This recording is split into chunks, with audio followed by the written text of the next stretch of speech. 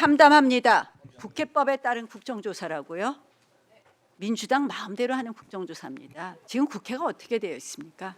저희가 왜 여기에 응했겠습니까? 그냥 놔두면 여러분들 마음대로 지금 지난번 수사한 검사들을 다 범죄자 만들고 있지 않습니까? 피의자, 피고인 취급하고 있지 않습니까? 저는 여러분들이 지금 내세우는 증인들 증거들을 보면요, 한심합니다. 이화영 증인 쌍방울로부터 법인카드 받고 렌트카 받고 2억 1,300만 원 뇌물수수한 사람입니다.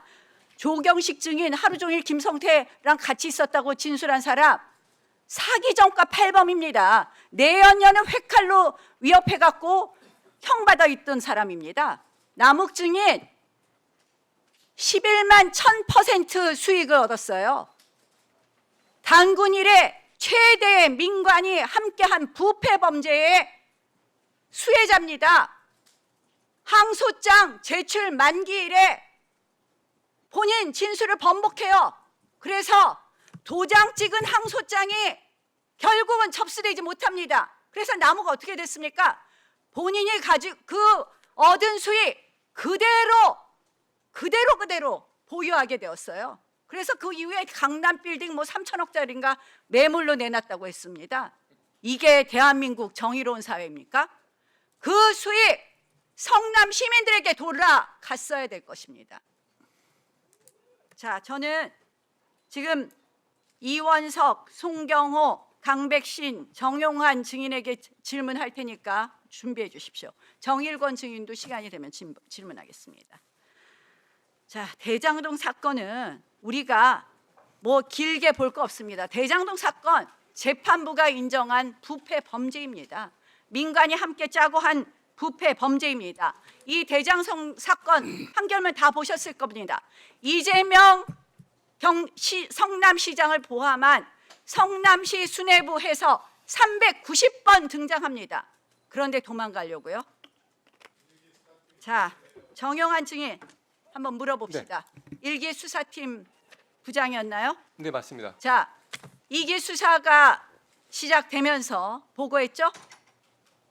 그 검사장 차장님 부임하시면서 보고 드린 바 있습니다. 자, 뭐라고 보고했어요? 추가 수사 필요하다고 보고했습니까? 필요 없다고 보고했습니까? 필요하다고 보고 드렸습니다. 자, 필요하다고 보고하지 않았습니까? 그건 결국 이재명 피의자를 비롯해서 이재명 성남시장을 비롯해서 필요하다고 보고한 거 아닙니까? 네, 맞습니다. 자, 그 자료 검찰청 내부에 있죠? 저는 가지고 있지 않습니다. 자, 그거 중앙지검에 우리 자료 제출 요구할 테니까 뭐 본인이 제출할 것은 아니지만 요구 받겠다는 말씀을 드리고요. 송경호 증인, 이원석 증인에게 먼저 네. 물어보겠습니다. 그 당시 검찰총장이었으면 네, 그렇습니다. 이 사건에 대해서 송경호 중앙지검장으로부터 수사 필요성 보고 받았습니까? 앞으로 제가 말씀드린 통상에 분들이 보고 좀 나와 받습니다. 계십시오. 네? 지금 통상에 보고 받습니다. 예, 통상의 보고에서 예. 수사 필요성에 대해서 보고 받았습니까? 판결문에 성남시 수뇌부로 나온 것처럼 저희가 자치단체에 대해서 수사를 하면 최고 의사결정권자에게 대해 수사하는 것은 수사의 ABC입니다. 만약에 이 사건이 다른 상대 정당 서울시나 부산시에서 일어났다고 하면 서울시장, 부산시장 왜 수사하지 않았냐고 할 것입니다. 저는 양측 정치권에서 양측에서 서로 간의 반대 입장을 고려해서 그렇게 보신다고 하면 수사하는 사람 입장에서는 당연히 최종 의사결정권자에 수사하는 것이 일반적입니다. 그런데 참 정용환 증인 한번 물어봅시다. 근데 왜 지난번 기관 보고 때는 사실과 다르게 얘기하지 않았습니까? 저는 당시에 특별한 혐의점을 발견하지 못한 상태였다라고 말씀드렸습니다. 그러면 추가 수사는 필요하지만 본인은 발견하지 못했다 이런 취지였다? 당시 상황이 그렇다고 그런데 말씀드린 본인 지금 감찰 맡고 있죠? 이 사건 네. 수사에. 감찰이 아니고 그거- 대검 이첩 사건에 대해서 이첩 사건에 대한 조사 업무를 담당하고 저는 있습니다. 정용환 증인이 그 자리에 있어서는 안 된다는 말씀을 드리면서 우리 송경호 증인 그 당시에 수사 필요성에 대해서는 분명히 보고받은 거 맞죠? 그 일기 수사팀부터 추가 수사의 필요성, 아까 저 강백신 증인의 얘기를 들어보니 조금 더 기억이 환기가 되는데 추가 수사가 필요한 사람들까지 아마 저한테 얘기를 했던 것 같습니다. 지금 추론하자면 사건의 구조를 보면 김만배, 정진상 이런 분들이었겠죠. 수사 수사가 필요하고 또 객관적으로 이러이러한 이유 때문에 수사가 필요하다 그런 취지의 보고를 받았고 그 수사 필요성은 1기 수사팀부터 지속됐기 때문에 지난번 기관 보고 때 제기됐던 2기 수사팀이 들어와서 1기 수사팀의 그런 결론을 뒤집어서 수사를 재개했다라는 것은 제 기억과 또 오늘 확인된 사실과도 배치되는 일입니다. 맞습니다. 1기 수사팀의 수사가 미진한 부분을 2기 수사팀에서 제대로 한 것이다. 수사를 정상화한 것이 2기 수사팀의 수사였던 것입니다. 이것을 온통 뒤집으려고 하지만 이미 1심 판결에서 다 나타나고 있습니다. 자, 정영학 녹취록을 갖고 민주당 의원들은 자꾸 정영학 녹취록에 아무런 이재명 관련된 언급이 없다고 하는데요. 강백신 증인 나오십시오. 잠깐 시간 좀 멈춰 주십시오. 제가 준비해 달라고 그랬는데. 강백신 증인. 네. 정영학 녹취록 검토했죠? 네, 그렇습니다. 정영학 녹취록에 이재명이 몇 번 나옵니까?